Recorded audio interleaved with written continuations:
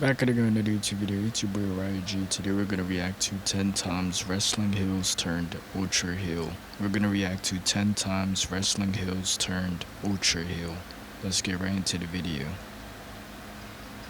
Listen up, football. Alright, we have an advertisement to start off the video like we usually do.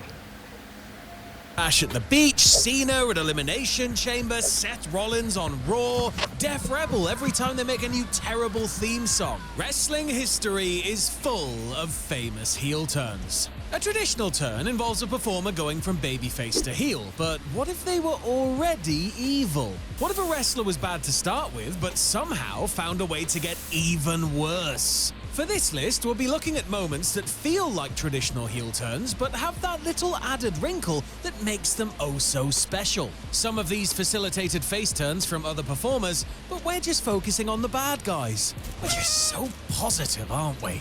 I'm Sam Driver from Cultaholic Wrestling, and these are 10 times wrestling heels turned ultra heel. Join us.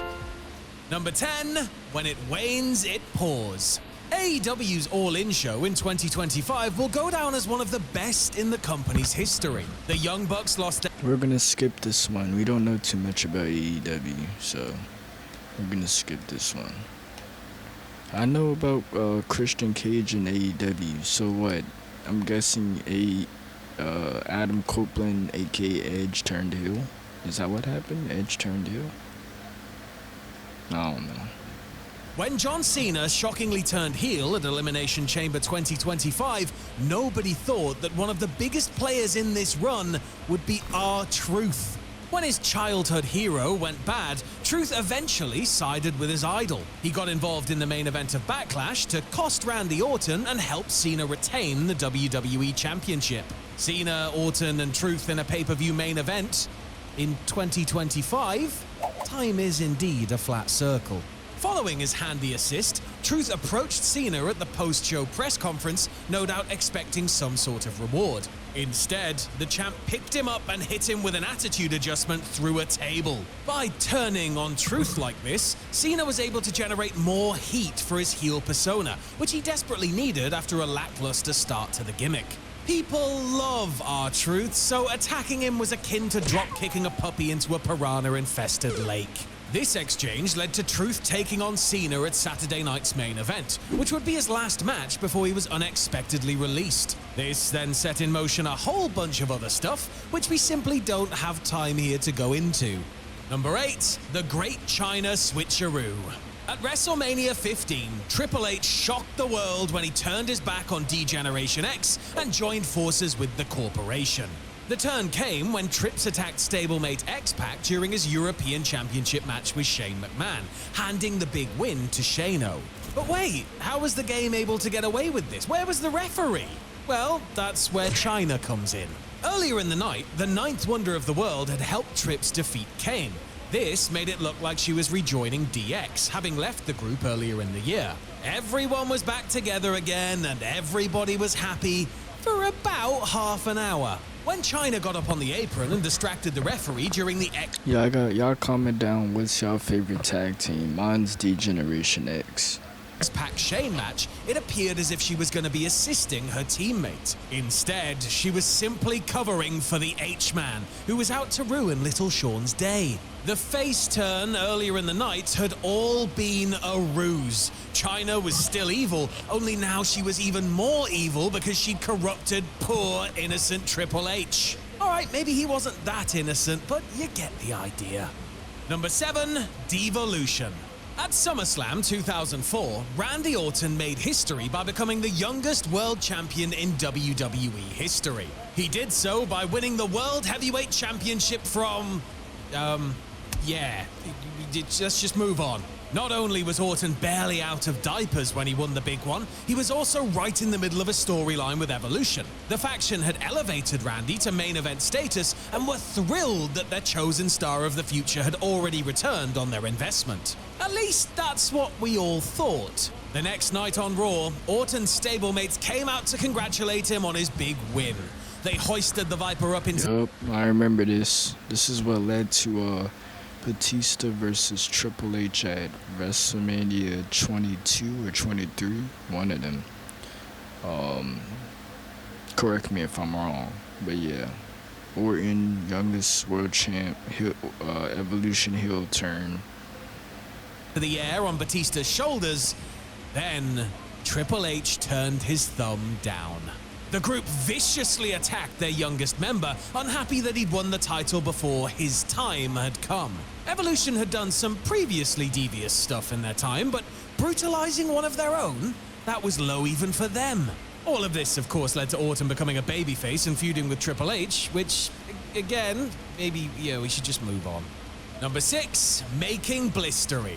Considering she's tiny, loves Disney, and used to have a finishing move called the Sparkle Splash, Alexa Bliss makes a brilliant heel. One of her best runs as a baddie was as the Raw Women's Champion in 2018.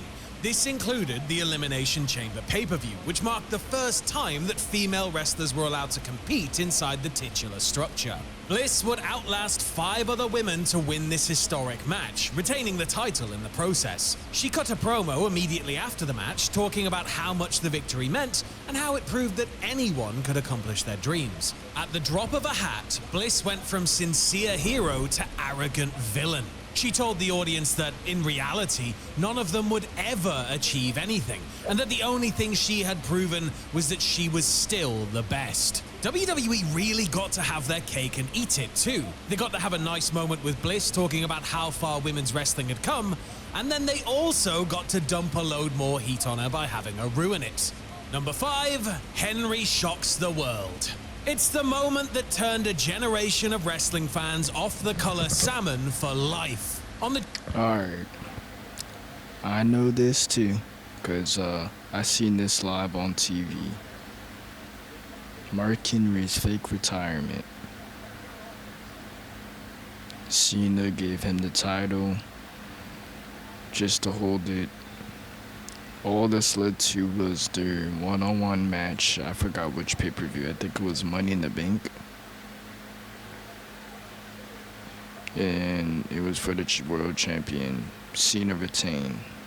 June 17th, 2013 episode of Monday Night Raw, Mark Henry returned to TV for the first time in months, wearing his Sunday best and with a look of sadness on his face. He got on the mic and told the crowd that, due to various mounting injuries, he'd been forced to retire. The fans in attendance were saddened and shocked to learn that the big man was walking away. Even WWE champion John Cena came down to the ring to comfort Henry, who emotionally called out to his daughter that he was coming home.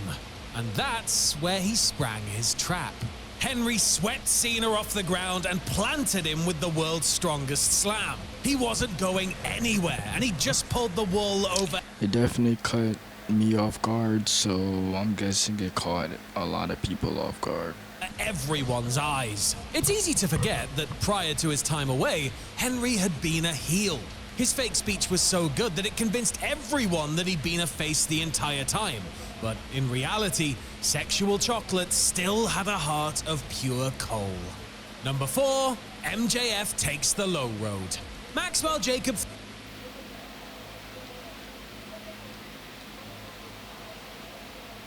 went down at WrestleMania 7. Following his loss to the Ultimate Warrior in a retirement match, Macho Man Randy Savage, who had spent the last 2 years as a heel, reunited with the love of his life, Miss Elizabeth. Just like that, all of Savage's misdeeds were forgiven. Randy and Liz were back, and everybody loved it, especially that one fan in the funny hat. But it's important to remember that none of this would have happened without Sensational Sherri. The oft-overlooked icon had been Savage's on-screen partner for most of his heel run. They'd made magic together, giving madcap performances akin to watching 2 toddlers who had just eaten their entire year's allowance of sweets in one go. But the Queen didn't stand by her king in his time of need. Instead, she beat the living piss out of him, which doesn't seem very regal. If it hadn't have been for Sherri's actions, Liz wouldn't have run down to the ring, the pair wouldn't have reunited, and we wouldn't have gotten this beautiful moment. Yet another reason why Sherri is one of the all-time greats. Alright, man, we have an advertisement just out of nowhere, an ad. 2, the Festival of Friendship. Watch. Alright, this is Kevin Owens and Chris Jericho. Universal Champion Kevin Owens. You remember he had a list of Jericho, and then it had the guy like Chris Jericho on the list. He didn't know why, and then Kevin Owens attacked him. And his best friend Chris Jericho. The two Canadians were easily the most overact on the entire show, even if they were meant to be despicable heels. And that's what made their breakup in 2017 so painful to watch. On the February 13th edition of the flagship program, Jericho hosted a festival of friendship to try and repair some cracks in his and KO's relationship. It had everything. Music, magicians, dancing girls, a custom-made painting. There was no way Owens could turn all this down, right? Right? The reveal that Kevin had put Chris's name on his own special hit list was perfectly dramatic irony. You could hear the gasps of despair from the crowd when Owens finally attacked, fully laying out his former buddy and ending their partnership, turning into an ultra heel in the process. Oh, I can't wait for Jericho to get his revenge by beating Owens for the world title at WrestleMania. Oh, wait, Goldberg's here. Never mind then. At number 1, the McMahon-endorsed steel chair. Vince McMahon got his ass handed to him at WrestleMania X7. All of his past misdeeds came back to haunt him as Trish Stratus, Mick Foley, and Zombie Linda all joined forces to help Shane beat his old man in an incredible street fight. And yet, he still ended the night on top. Everybody and their mum knows this story. Steve Austin and The Rock are in the main event for the WWE Championship. Vince comes down to ringside and offers his longtime nemesis a steel chair, and to everyone's horror, the Rattlesnake accepts, using the weapon to defeat Dwayne and reclaim the top prize. This is often thought of as Austin's heel turn, and rightly so, but it also marked a major... Yeah, it's not invasion, right? Nah, that's not invasion. But, yeah. I know this was like an unexpected heel turn, but that was 10 times wrestling heels turn ultra heel. Tell me what you guys want to see next in the comments down below. I got more videos coming. Stay tuned. Subscribe, like, comment, and yeah, Uriah out.